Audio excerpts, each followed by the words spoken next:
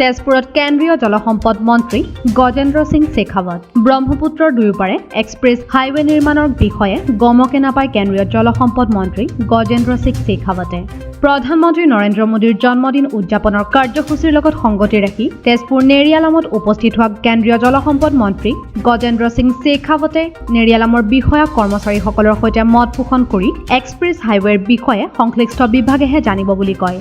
অতি শীঘ্ৰেই নামনি সোৱণশিৰি জলবিদ্যুৎ প্ৰকল্পৰ কাম সমাপ্ত হ'ব বুলি ঘোষণা কৰে। লগতে চীনে ব্ৰহ্মপুত্ৰৰ গতিপথ সলনি কৰাৰ পৰিকল্পনা অব্যাহত ৰাখিছে আৰু তাত কেন্দ্ৰীয় চৰকাৰে সতৰ্ক দৃষ্টি ৰখা বুলি কেন্দ্ৰীয় মন্ত্ৰীগৰাকীয়ে কয়।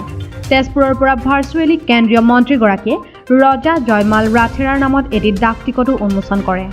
पूर्वोत्तर भारत के सभी प्रदेश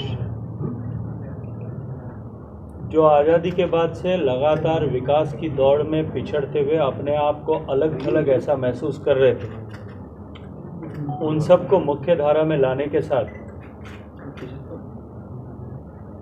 पूर्वोत्तर भारत में विकास की गति को पंख लगाकर पूरे देश को एक साथ आगे बढ़ाना, पूर्वोत्तर भारत के प्रदेश भारत के विकास का ग्रोथ इंजन बने, इस दृष्टिकोण से काम करते हुए माननीय प्रधानमंत्री जी ने विकास के नए आयाम स्थापित किए हैं और इसी अनुक्रम में भारत सरकार के मंत्रियों को बार बार अपने विभागों के विकास कार्यों की समीक्षा के लिए पूर्वोत्तर भारत के प्रांतों में आना होता है।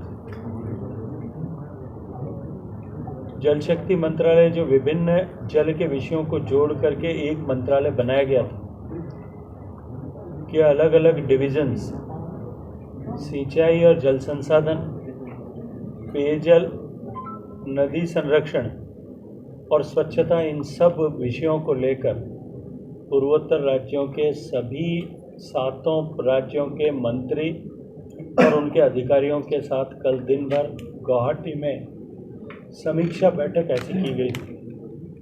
उपनिर्वाचনত कংগ্ৰেছ আৰু অখিল গগৈ কোনো ফেক্টৰী নহয় বুলি কয় সাংসদ কামাখ্যা প্ৰসাদ তাছাই। অখিল গগৈ মোৰ কাৰণে হোৱাৰ প্ৰশ্নই নুঠে, কাৰণ কি চৰকাৰ আমাৰ আছে, চৰকাৰে বিগত সময়ত চৰকাৰো ভাল কাম কৰিছে, এতিয়া ডক্টৰ হিমন্ত বিশ্ব শৰ্মা ডাঙৰীয়া চৰকাৰো ভাল কাম কৰিছে, গতিকে মোৰো কামনি হোৱাৰ প্ৰশ্ন নুঠে। কিন্তু আপোনালোকে কোনে সৃষ্টি কৰিছে মই নাজানো, এটা কথা এটা বিষয় সৃষ্টি কৰিছে, কোনো অখিল গগৈ কোনো ফেক্টৰ নহয় আৰু অসম জাতীয় পৰিষদ কোনো ফেক্টৰে নহয়, কোনো ফেক্টৰ নাই। চৰকাৰ যিহেতু আছে, জনসাধাৰণৰ সিমানটো সচেতন যে চৰকাৰৰ বিপৰীতে জিকালে কি হয়, কথা কোনো বিশ্বাসঘাতকতা প্ৰশ্ন নহয়। কিন্তু তেওঁলোকে কৈছে তেওঁলোকে ৰিজাইন দি পেলাই আমাৰ ইয়ালৈ আহিছে, গতিকে আমি বিশ্বাসঘাতক বুলি নাই ভাবা। তেওঁলোকে ৰিজাইন দিছে ফৰ্মেলি আৰু ৰিজাইন দি আমাৰ ইয়াত জইন কৰিছে, গতিকে আমি আঁকোৱালি লৈছোঁ আৰু ভৱিষ্যত দিনত জনসাধাৰণে তেওঁলোকে জিকাই পেলাই বিধায়ক হিচাপে নিৰ্বাচিত হ'ব। Bureau' report Agnigarh news.